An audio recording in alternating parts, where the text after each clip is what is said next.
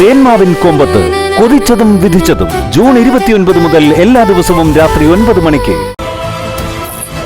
അല്ല മോളെ, ഇവിടെ അടുത്ത് എവിടെയല്ലേ നിരഞ്ജൻ ഡോക്ടറെ ക്ലിനിക്ക് ഉള്ളത്?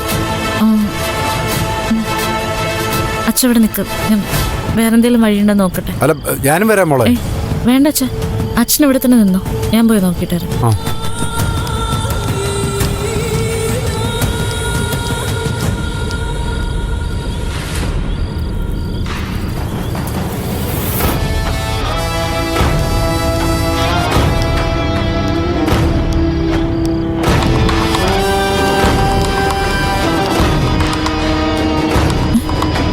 തുറന്നെടുക്കാണല്ലോ. ഈ സമയത്ത്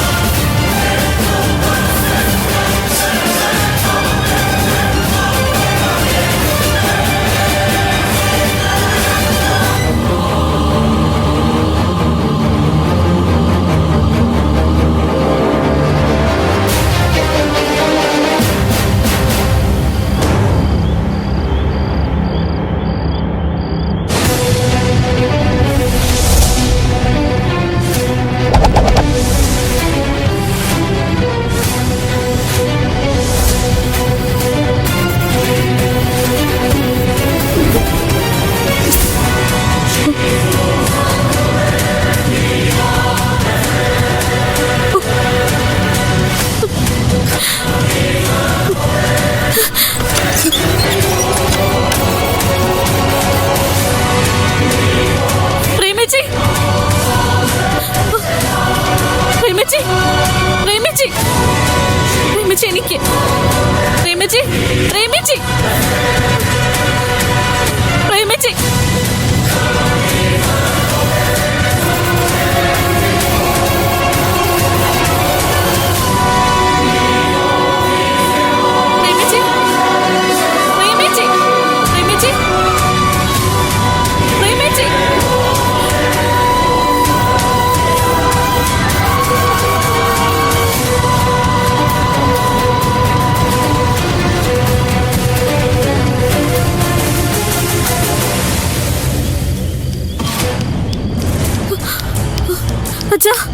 എന്താ മോളെ, എന്താ പറ്റി?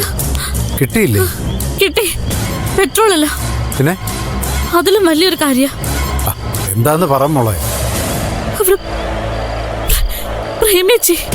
പ്രേമിയോ? സിദ്ധുവിന്റെ ചേച്ചിയോ? നിരഞ്ജൻ ഡോക്ടറിന്റെ ക്ലിനിക്കിലുണ്ട്. അയ്യോ, അതങ്ങനെ അവിടെ വന്നു? അതൊന്നും എനിക്കറിയില്ല അച്ഛാ. ഇതെന്തോ ദൈവമായിട്ട് കാണിച്ചെന്ന പോലെ. അച്ഛനൊന്ന് എന്റെ കൂടെ വാ, നമുക്ക് വേഗം ചേച്ചിയെ രക്ഷിക്കാം. അല്ല, സിദ്ധുവിനെ വിളിച്ച് പറഞ്ഞാലോ വിവരം? ആദ്യം നമുക്ക് പ്രേമിയെ ചെയ്താൽ ആശുപത്രിയിൽ എത്തിക്കാം അച്ഛാ. ഇതിന്റെ പിന്നിൽ എന്തൊക്കെയോ ദുരൂഹതകൾ ഉണ്ടെന്ന് തോന്നുന്നു. അല്ലെങ്കിൽ ചേച്ചി ഇവിടെ വരേണ്ട ആവശ്യം എന്താ?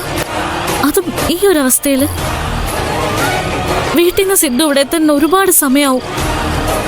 ആ നേരം കൊണ്ട് നമുക്ക് ചേച്ചി ഇതിൽ ഹോസ്പിറ്റലിൽ എത്തിക്കാം അച്ഛാ. നമ്മളെങ്ങനെ കൊണ്ടുപോകും? വണ്ടിക്കകത്ത് പെട്രോൾ ഇല്ലല്ലോ. അതൊക്കെ നമുക്ക് നോക്കാം. ആദ്യം അച്ഛൻ വാ.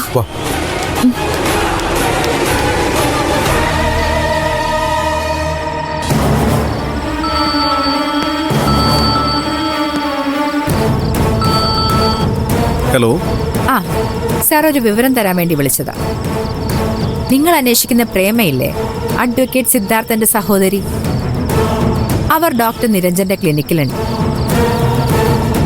ഡോക്ടർ നിരഞ്ജനാണ് പ്രേമയുടെ തിരോധാനത്തിന് പിന്നിൽ. ഇതാരായി വിളിക്കുന്നത്? ഞാൻ ആരാന്ന് അന്വേഷിക്കുന്നതിന് പകരം വേഗം അവരെ പോയി രക്ഷപ്പെടുത്താൻ നോക്ക് പോലീസുകാരാ. മനസ്സിലാക്കിയിടത്തോളം പ്രേമ ഇപ്പൊ തീരെ അവശ നിലയിലാണ്. വേഗം ചെന്ന് രക്ഷിച്ചില്ലെങ്കിൽ അവരുടെ ജീവൻ തന്നെ നഷ്ടപ്പെടാൻ സാധ്യതയുണ്ട്. Hello hello